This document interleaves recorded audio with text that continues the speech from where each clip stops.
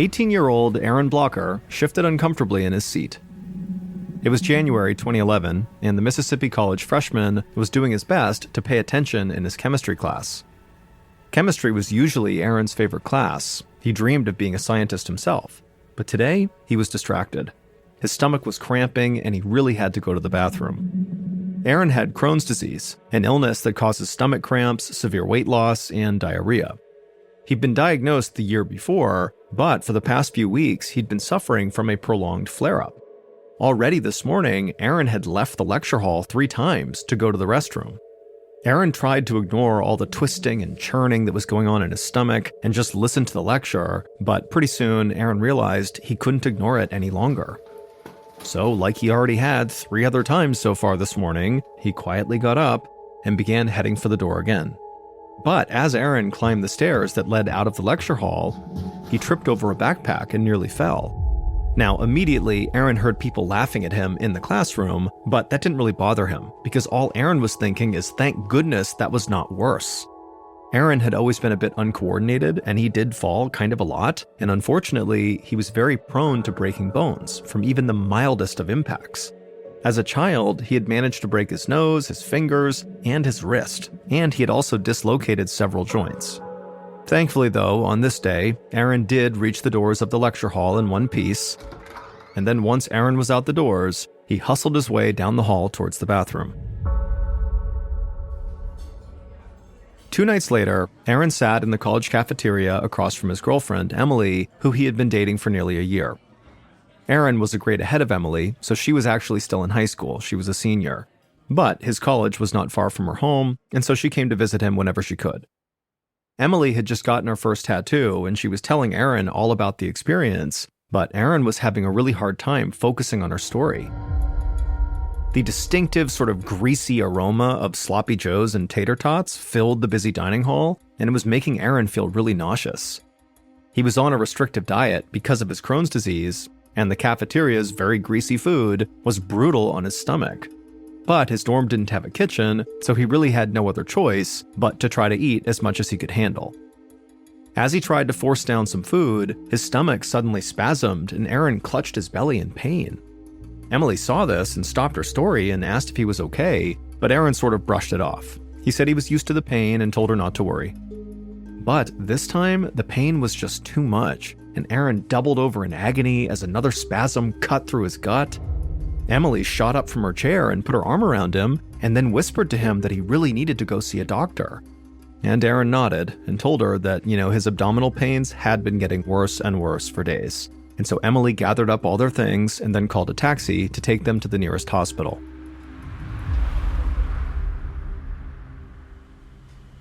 A couple of hours later, Aaron laid in a hospital bed in the emergency room with Emily sitting by his side.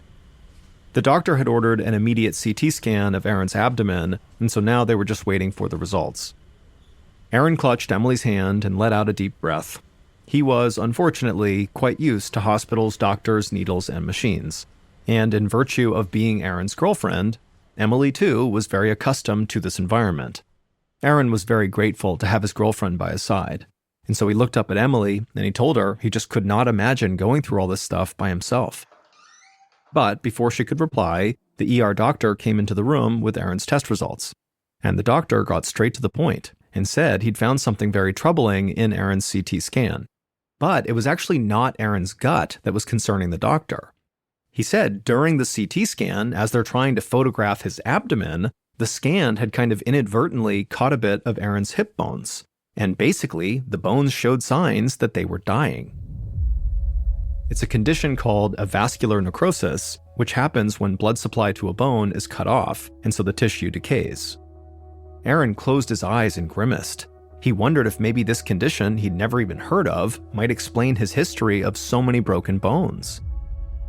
Aaron quickly filled the doctor in about his medical history, and how doctors had really struggled to figure out why his bones always seemed so brittle.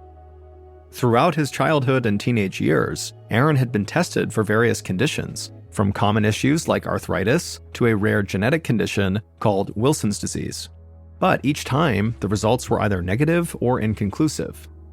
It wasn't until Aaron was diagnosed with Crohn's disease a year ago that Aaron finally got an answer that sort of made sense. His doctor had told him that because his Crohn's disease had been untreated for so long, Aaron had been malnourished, and as a result, his bones were weakened. But that was a year ago, and since then, Aaron had done everything in his power to eat right and build up his strength, and so it just seemed like, he would have been doing better by now. The ER doctor listened closely and took a bunch of notes. Then, after Aaron was done speaking, the doctor asked him if he was taking any new medications. And Aaron nodded and said that yes, for the past 8 weeks, he'd been taking low doses of a steroid called prednisone to help reduce the inflammation caused by Crohn's disease. Aaron could see from the ER doctor's expression that he was puzzled. The doctor said that steroids could cause bone damage like this, but only with prolonged use and high doses. In his opinion, 8 weeks was just not enough time to cause this much damage to Aaron's hips. But just to be safe, the ER doctor recommended that Aaron go see the other doctor who'd prescribed him this steroid to see if maybe they could change his treatment plan. Aaron's mind was swirling. He had convinced himself that if he could just get his Crohn's disease under control, he could live a normal college student life. But now here he was being told he had an even bigger problem with no clear solution. And so Aaron shook his head in disbelief. But at the same time, he tried to stay positive. He hoped that if he stopped taking steroids, his bones would stop breaking down and he would get better. 2 years later, on a muggy summer day, Aaron clutched the sticky vinyl seat of a campus shuttle bus. Every time the bus hit even the smallest of bumps, Aaron would feel pain shooting through his hips. Aaron was now 20 years old and working hard towards his degree in biology and medical sciences.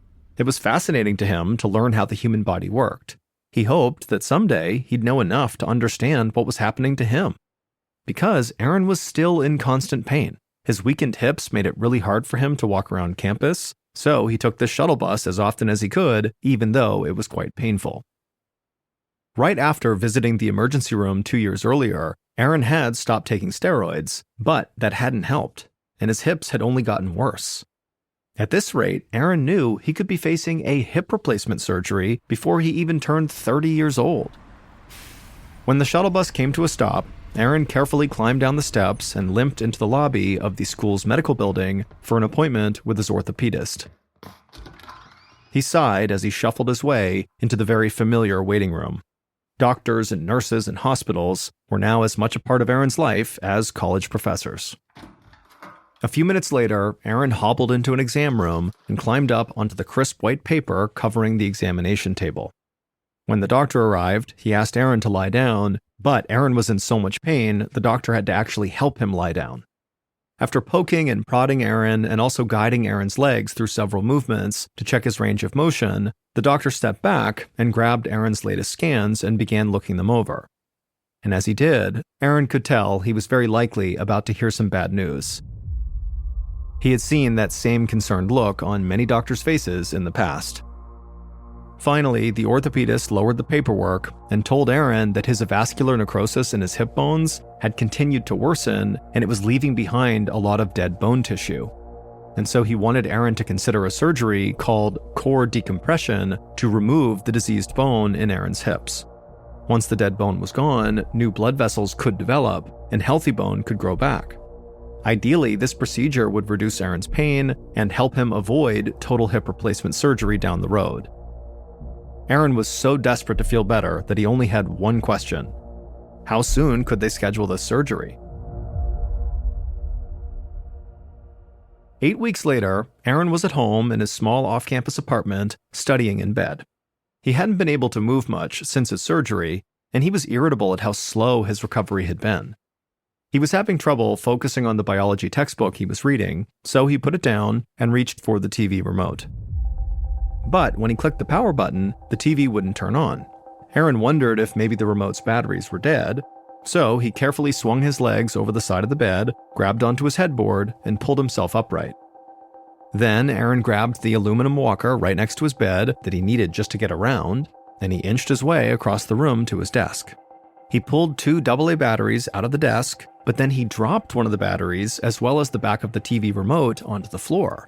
And Aaron suddenly thought to himself, what is he going to do? Getting down on the floor on his hands and knees was just totally out of the question. It would not only be very painful, but he also might not be able to stand up again. And so Aaron just suddenly felt overwhelmed by how much pain he was in, how inconvenient his life now was, and also just the fact that 2 months after surgery, it just did not feel like he was getting any better. But just then, Aaron heard the key in the front door, and a moment later, his girlfriend Emily called out his name. Aaron was so relieved that she was there. He yelled that he was in his bedroom and he could really use some help.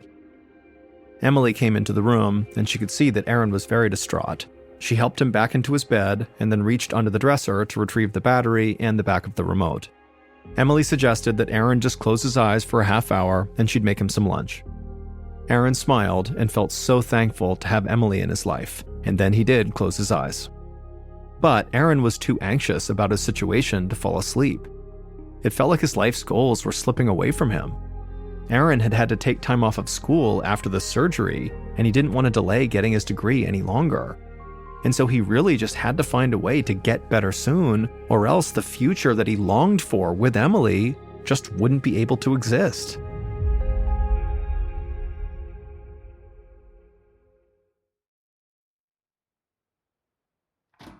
One month later, a nurse at the orthopedist's office led Aaron into an exam room and closed the door behind them.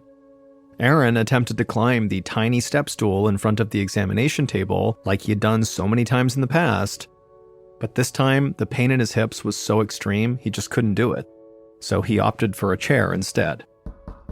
A minute later, Aaron heard a soft knock on the door and his orthopedist came in. The doctor pulled up a stool in front of the room's computer monitor so they could look at the results of Aaron's latest CT scans. Once the doctor had pulled up the images, he pointed to the balls in both of Aaron's hip sockets, and then he pulled up another image of a healthy hip joint to compare. The doctor said that on the healthy hip, the ball and socket looked like a smooth, round sphere surrounded by space. But on Aaron's hips, the balls looked broken down and fractured. The joints were surrounded by white shadows that represented scar tissue that had grown and grown over the years. This was obviously not what the doctor or Aaron had hoped for. The bones in his hips were grinding together and continuing to break down, which meant the core decompression surgery was a failure. Aaron asked the doctor why his bones kept decaying no matter what doctors recommended, and the doctor admitted he simply didn't know. The doctor said the next step would be a double hip replacement surgery. But he assured Aaron that although it was unusual to replace hips in someone so young as Aaron, it was a common surgery with great results. And so he told Aaron that after his surgery, he would very likely be able to walk easily again and his pain would be gone. But despite that, this was still a very difficult decision for Aaron. If he went through with the hip replacement surgery, he would need up to a year of recovery and rehab, which would mean putting his schoolwork on hold again when he was so looking forward to graduation and doing scientific or biomedical research in the real world. And so this was going to be a really challenging decision. But then Aaron stood up to go get his jacket, and his hips hurt so much just walking the 3 feet to the coat hanger, Aaron realized he really had no choice here. The pain was so bad and it was only getting worse, and so he basically had to do the hip replacement surgery. 4 years later, in 2016, the clock radio on Aaron's nightstand belted out a pop song, jolting him awake. Aaron rolled over and hit the snooze button, and as he did, he smiled. Before his hip replacement 4 years ago, rolling over would have been so painful, but now he was moving just fine. It had taken a long time to become this healthy again. Following the hip replacement surgery, Aaron had to stop going in person to school and take online classes in order to finish his degree on time. He spent his time mostly indoors and bedridden, but slowly he had regained his mobility and had gotten his life back on track. Aaron had graduated from college and was now pursuing a master's degree in biomedical research at Mississippi College. At the age of 24, 4 years after the surgeries, Aaron was finally focusing on his future rather than his pain. Through it all, Emily had stayed by his side, like always. And at the end of 2012, Aaron asked her to marry him, and to his delight, she had said yes. They were married on August 1st, 2013, the best day of Aaron's life. Aaron could hear Emily in the kitchen cooking up some breakfast. A moment later, she called to him and asked if he wanted some eggs. Aaron yelled back that he'd be right there as he put his slippers on. Just then, Aaron's alarm clock went off again, and without thinking, Aaron twisted around to stop it. And as he did, he suddenly felt an excruciating pain in his left hip. The worst pain he had ever felt in his entire life. Aaron instantly writhed in pain and fell back on the bed and shouted for Emily. She rushed into the bedroom and tried to help Aaron stand, but he couldn't move his left leg at all because the pain was now totally unbearable. And so through gritted teeth, he asked Emily to hand him his phone, and when she did, Aaron called a friend, and a few minutes later, that friend arrived, and together with Emily, they helped lift Aaron up and carried him out to the car so they could drive him to the hospital. An hour later, Aaron lay on a gurney staring up at the hospital ceiling lights flashing past him as the ER staff whisked him down a hospital corridor to the CT scan room. Aaron had hoped that these emergency visits were behind him, but here he was again amidst the smell of disinfectant, the high-pitched sounds of equipment, and very sick people just like him. In the scan room, technicians helped move Aaron's aching body to the motorized table, making Aaron groan every time they touched him. As the table began to move, Aaron could hear buzzing and whirring noises as the machinery took images of his hips and midsection. Even lying there was painful, because Aaron had to clench his muscles to keep his legs perfectly still. Once the scan was over, Aaron clenched his teeth in pain as the technicians shifted him back onto the gurney and then wheeled him back to a waiting room. And after an agonizing hour of waiting, a doctor finally came in the room to go over the results. As the ER doctor pulled up Aaron's files on the room's computer, Aaron filled him in on his history with Crohn's disease, a vascular necrosis, and hip replacements. Aaron was so accustomed to recounting his medical history that it now came out like a well-rehearsed presentation. The doctor turned the computer monitor towards Aaron and told him that based on the scan, his hip implant had popped out of the socket and shifted into the wrong place. So the dislocated hip would have to be adjusted manually, a procedure the doctor warned would hurt, but only for a moment. The doctor asked Aaron if he was ready for the adjustment, and Aaron just sort of nodded and said okay. Then a second doctor came in to help with the procedure. Together, these doctors all around the bed forcefully pushed Aaron's hip back into place. And true to their word, it was a split second of agonizing pain, but it quickly dissipated, and Aaron felt much better. He asked the doctor what was next, and he got a familiar answer. Go back to your orthopedic surgeon for a follow-up. Several days later, Aaron sat inside the usual exam room at his orthopedist's office. The doctor examined Aaron's CT scans in silence for a minute, and then finally he spoke, and Aaron felt his heart sink. The doctor said that even though they had successfully popped the hip back into place, that didn't solve the underlying problem. Aaron's left hip implant had become loose because the bone around it was still decaying, and it was now only a matter of time until the same thing happened with his other leg. As a result, his hip implants were now too small to properly fit inside of their sockets. Aaron was shocked. How could this have happened? He'd followed all his doctor's instructions for years throughout his multiple recoveries and rehabs. He was very careful with his hips, and he stayed away from really strenuous activities. And yet, he'd still dislocated his hip just from getting out of bed. It felt like all the progress he'd made was kind of for nothing. Aaron wondered what he could even do at this point to ease his pain. The orthopedic surgeon told Aaron that he couldn't really explain why Aaron's hips were in such bad shape, but he could tell him what should be done to respond. The only remedy he could suggest for now was to remove the damaged old implants and replace them again with larger ones. Aaron left the doctor's office in silence and headed for the parking lot. Then, alone, inside of his car, Aaron burst into tears. He just didn't know how much longer he could keep going like this.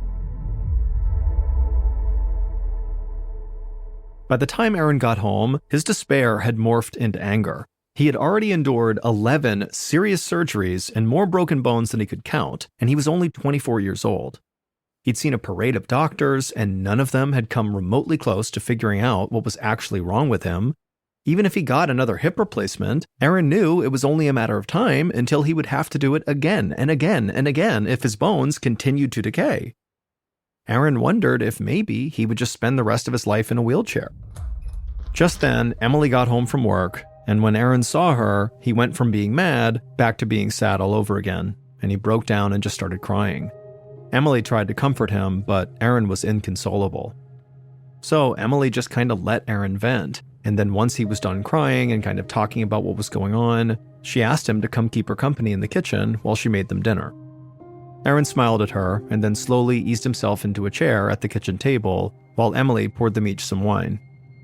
A few minutes later, Aaron had calmed down and he was thinking clearly, and he told Emily that too many elements of his medical story just didn't add up. Why would his hip implants fail after 4 years when they were supposed to last 20 years? Why didn't any of the other surgeries work? What was actually going on with his bones? If he was going to subject himself to yet another hip surgery, Aaron wanted to make sure he'd exhausted all other options first. But at this point, Aaron didn't trust any doctor to figure it out for him. So if he was going to find a solution, he felt like he would need to do it himself. Several weeks later, Aaron sat in bed with his laptop resting on his lap. Next to him, Emily was quietly reading a book. Aaron had compiled just about all of his medical records dating back to when he was a child, and finally, thanks to his years of studies, he could actually understand what they all meant.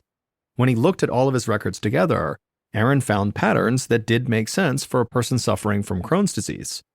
But so far, nothing he was seeing could explain his weakened bones. Then, all of a sudden, Aaron sat up straight with a huge smile on his face. Emily noticed and put her book down and asked what was going on.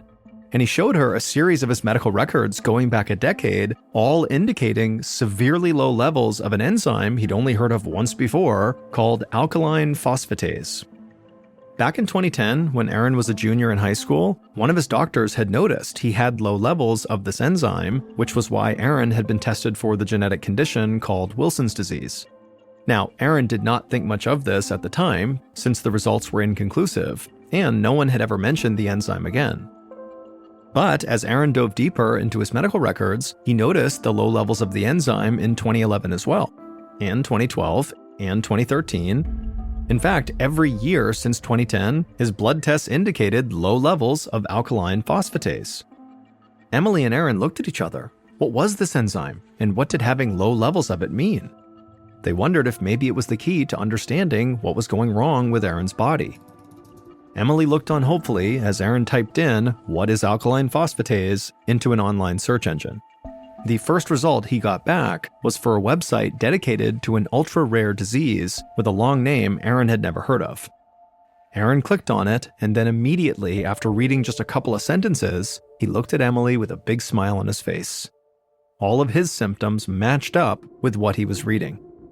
Aaron had no doubt he had just found what he was looking for. A week later, Aaron sat across from his doctor, studying his face as the physician read over the printed out pages Aaron had brought for him. The doctor was unfamiliar with this very rare disease that Aaron had found online, but he agreed that it did make a lot of sense, and it could be directly caused by the low levels of alkaline phosphatase in his blood. Aaron suspected he had a condition called hypophosphatasia. It's an ultra-rare metabolic bone disease that affects the body's ability to make alkaline phosphatase, which helps bones stay healthy by absorbing essential minerals like calcium, phosphate, and magnesium. When there's a deficiency in alkaline phosphatase, the minerals don't get absorbed by the bone. Instead, these minerals collect on tendons, kidneys, and other organs and cause serious damage. In Aaron's case, they had collected on his hip bones. Aaron's doctor ordered immediate bone scans to test for hypophosphatasia, and a few days later, the bone scans confirmed Aaron's theory was right. Miraculously, Aaron solved his own lifelong health crisis. In 2018, 1 year after his successful diagnosis, Aaron started on enzyme replacement therapy, which is the only treatment known for hypophosphatasia. Aaron also had 9 more surgeries to undo damage that had already been done to his body. But since starting the enzyme replacement treatments, Aaron's bones have stopped decaying, and calcium deposits in other parts of his body have disappeared completely. As for his Crohn's disease, which actually had nothing to do with his bone condition, that is in remission. But to this day, Aaron still does deal with small levels of pain every single day. Aaron successfully finished his master's degree and started a family with his wife. Currently, he works as a data and analytics consultant for a hospital system, and is a prominent patient advocate for hypophosphatasia.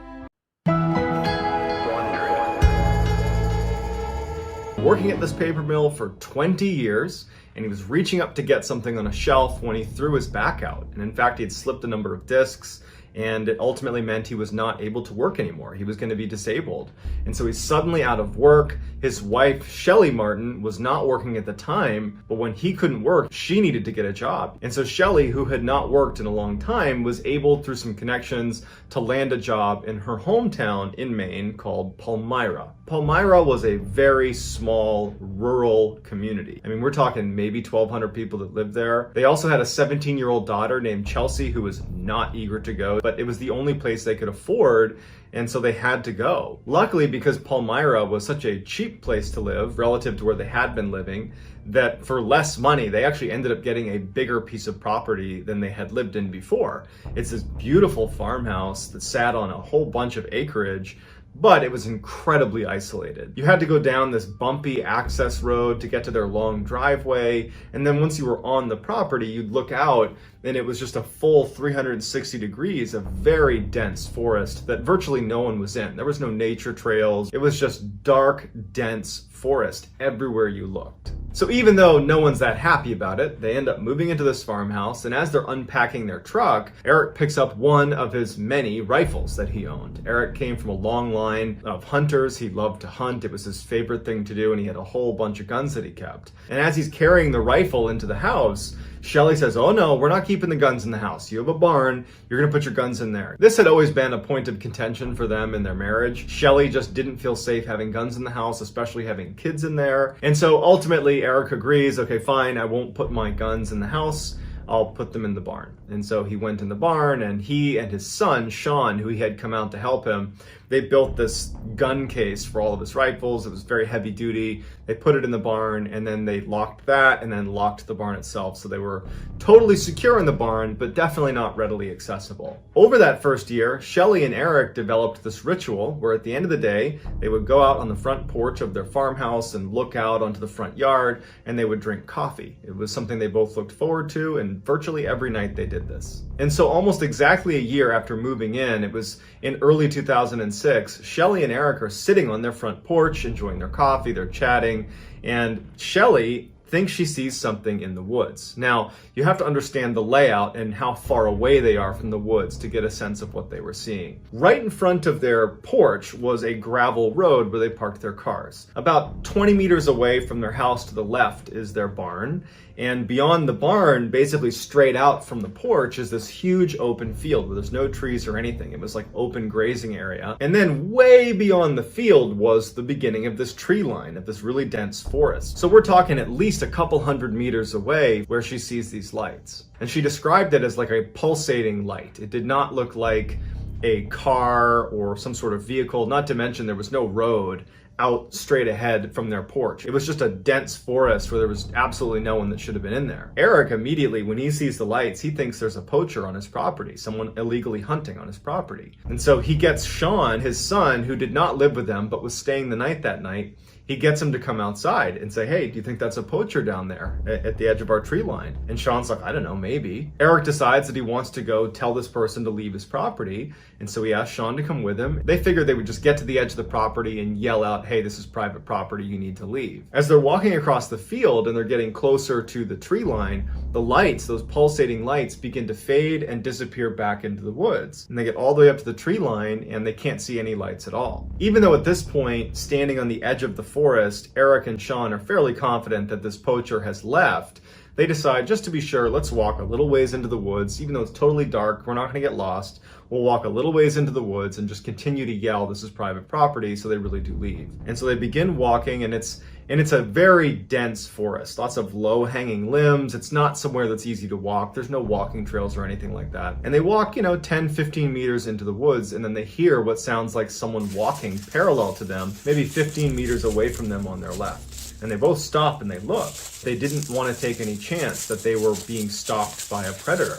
And so they thought, you know what? The lights are gone. I don't know what animal this is. Let's just get out of here. About a month goes by, and Nathan, who is Chelsea's boyfriend, was staying with the family at the farm. And it was the first nice spring day. I mean, it was a very dark and dreary winter. Maine winters tend to be that way. And so that weekend, Nathan and Chelsea decide, let's go walk around the woods. So they take the two family dogs and they start walking across that big field in front of the house into the forest, the same area where Sean and Eric have been looking for those lights and then heard what sounded like an animal that was near them. And so at first, Chelsea has the dogs on leashes, but they get to the forest and she lets them off their leash to let them go run around and go crazy because they've been cooped up because of the wintertime as well. The two dogs instantly take off running for about 100 meters and then they come to a dead stop right outside this big mound. It looks like a dirt mound, but they get up close to it and they can tell that it's actually more like a den. There are these huge pieces of wood that have been leaned into like a lean-to type structure with moss and dirt and grass put all over the outside. I mean, it looks like a very intentionally made mound. And there's a circular hole that's been created right on the front of it. And the dogs have stopped right outside and they're poking their heads in and smelling into this hole. And Nathan and Chelsea are looking at this thinking, who did this? Is this like a hunter's thing? Is this something a hunter might make? Would an animal make this? This seems really big for some animal to make this, but it definitely was made on purpose, whatever it is. And so Nathan, he just kind of looks down into this den, but it's totally dark, and he thinks he hears growling coming from inside of the den. And so without any hesitation, he goes, we gotta go. I don't know what's living in there, but we gotta go.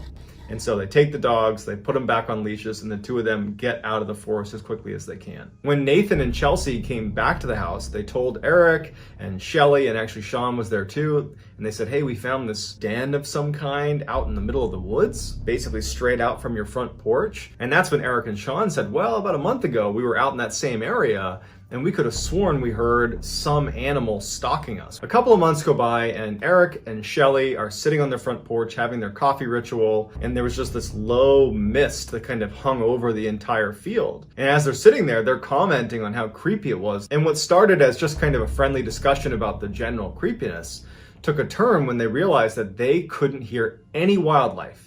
No crickets, no animals, no anything. And normally at night, because they were out here all the time, it was humming with life. And so Shelly had this high-powered flashlight that she always had out with her, and she starts scanning the property, not knowing what she's looking for, but it just seemed really odd that they couldn't hear any wildlife. But after she scans across the whole field, she doesn't see anything, and so she puts her flashlight down and just starts talking to Eric about whatever they normally talked about over coffee at night. Eric would say in numerous interviews that for whatever reason, when she put that flashlight down, he suddenly felt like they were in danger. He's looking out, he doesn't see anything, and then all of a sudden he just says, you know what? We gotta go inside. I don't know what it is, but we gotta go inside. And Shelly's like, come on, I wanna stay out here for a little bit longer. We'll go in a few minutes. And Eric stands up and he's like, no, go inside. And he tries to grab her to kind of push her into the house. And she's kind of fighting against him. And then all of a sudden, Shelly stops. And she goes, did you hear that?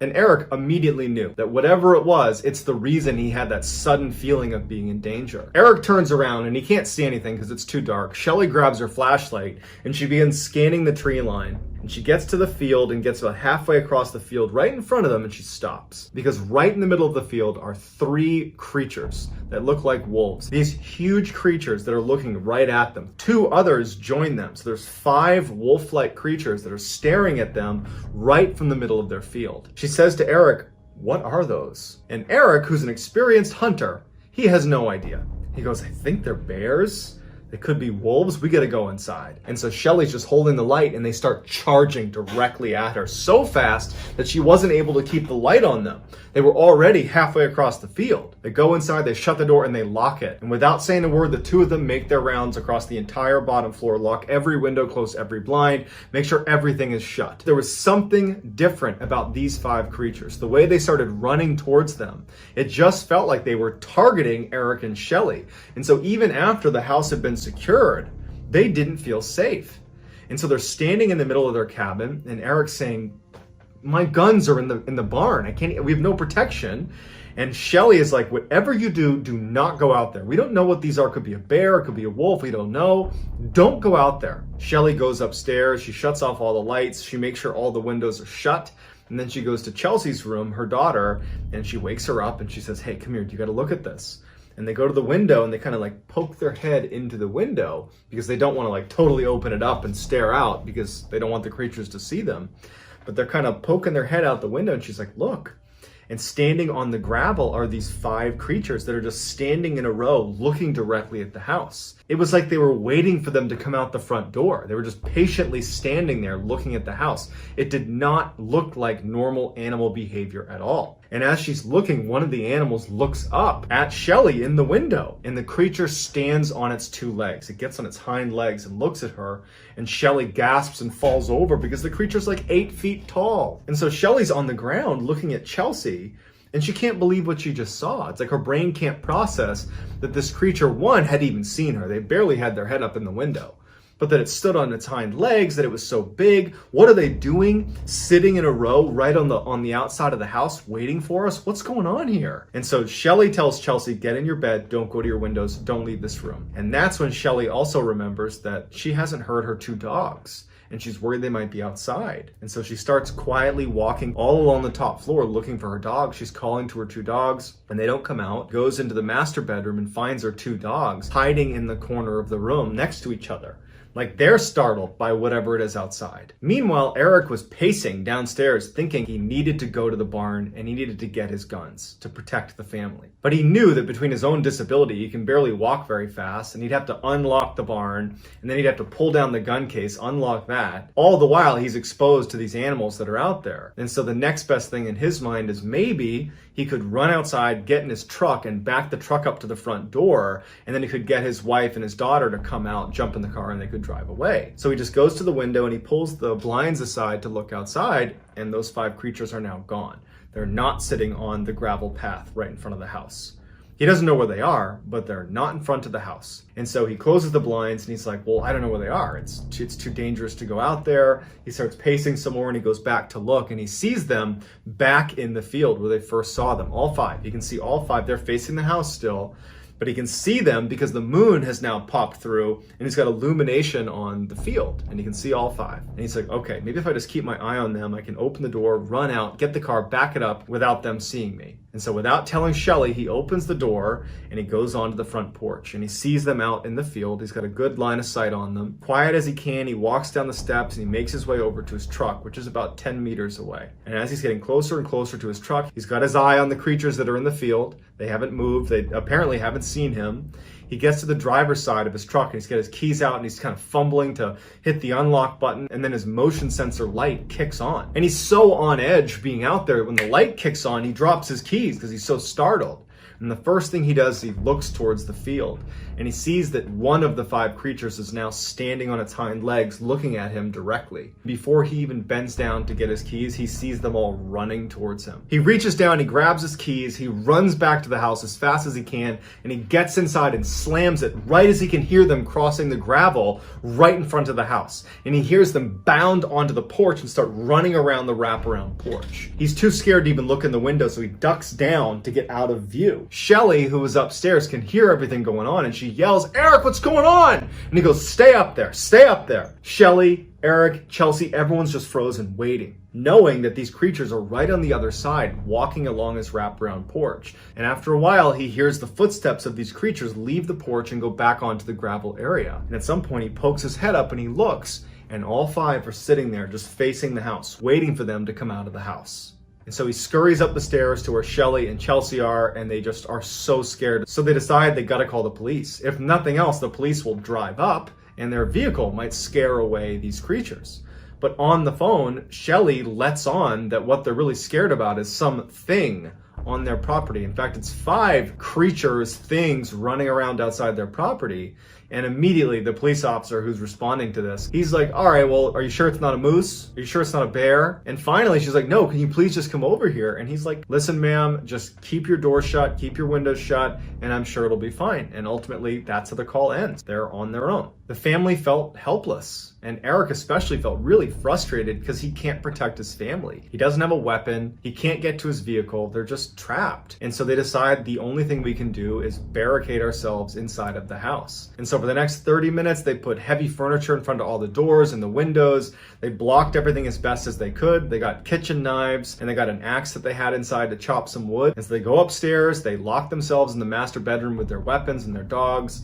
And And they get on the bed and they just decide all we can do is wait until the sun comes up. During the time they were barricading their house, they would look out from time to time and they would see the 5 creatures just sitting on that gravel area right in front of their house, just waiting for them. When they finally went upstairs and barricaded themselves in that room, they immediately heard the creatures move off of the gravel, and they heard a couple of them at least walk onto the porch and start pacing around the porch. And it's totally silent besides the sounds of these creatures. And they were clearly communicating with each other. They were bumping into walls and then they were howling at each other. There was clear communication happening where they were trying to coordinate some sort of attack on the family. Now, the way the house was set up is there was a second floor roof, and then the first floor was a little bit wider than the second floor and had its own kind of separate roof. And after a while, the creatures stopped walking on the porch. They left the porch and it's just silence. And then they would hear them jump onto that first roof. The scary thing about this is that if you walked around the roof, you could actually look into the second floor windows. And so they're laying there and periodically they'd be looking out their window. There was windows on either side of the room they were in, but there was a thin curtain between them and the window. And so from time to time, these creatures would walk past their windows and they would stop, they'd put their paws up onto the window and they would look inside. But there was a very thin sheet between them and the glass, so they couldn't see the creature and the creature couldn't see them. All night, they're listening to these creatures running around. And sometimes they'd hear really loud scratching, like they had figured something out and they were trying to burrow their way into the house. But after a whole night of this, they never actually broke the glass. They never got inside the house. As the sun started to come up in the morning, the creatures jumped off the roof and they could hear them running away. And for about an hour, they didn't hear anything outside. The sun's come up and they felt safe again. And so they left their room, they go downstairs, and they finally open it up, and all over their property are signs of huge creatures that had been on their property. Massive footprints with huge claws at the end. They found tufts of hair that had gotten caught on fence posts. And even scarier is they found all these points on the house, in particular on the second floor when they were walking on that roof, where there was clear markings that they had tried to burrow into the house. There were these deep-seated scratch marks into the side of the house. The front door had been scratched apart. I mean, it was very clear that whatever these creatures were, they were trying to get into the house, but they had just been unsuccessful. This experience was so traumatic for the family that they sold the house and they moved very quickly after that, and they have not experienced anything like that since they left. So what do you think those creatures were? Was that a bear, a wolf, or something else? Let me know in the comments what you think, and I will get back to all the early commenters. So get in there and give me your best theory.